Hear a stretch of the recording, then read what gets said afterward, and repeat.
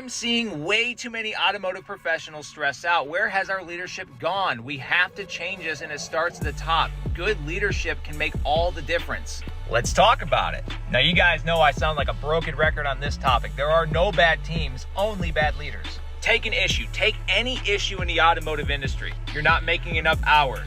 Your advisors are giving you bad write-ups. There's not enough business flowing through the shop. Your advisors aren't making recommendations on the lane. Your advisors aren't checking history. Other technicians keep getting comebacks and they're still paying them for it, and then you have to fix it and you don't get paid for it. I can go on and on and on and on. And we can blame those advisors. We can blame those other technicians all we want.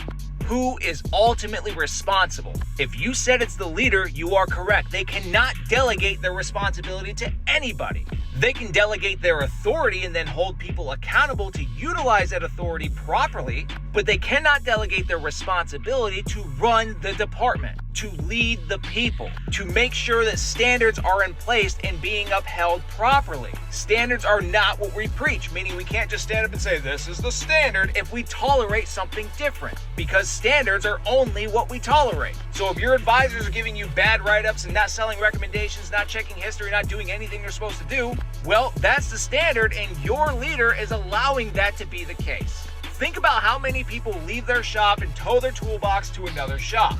They're gonna go be the exact same thing, technician, just for somebody else. Whenever a technician goes to another shop to be a technician, they're not leaving the trade. They're not leaving the industry. They're not leaving the profession. They're leaving that boss.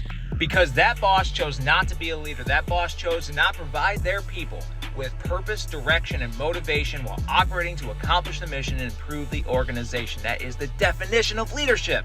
Leadership is a skill, by the way. They should be training that skill right now. You should be training your leadership skills right now. That's why I write about it in my book. And that's not like a book sale or anything. It's just, I wrote about it in my book because I think it's very important. We are all leaders, at least by example. These managers in training, these people that are going to be managers one day, these people that are managers now should be working on their leadership skills. There is a difference between managers and leaders, and we have to bridge that gap. But that's enough for me. I've gone on far too long. Please fire away in the comment section. Let's get this discussion started. Like always, your thoughts.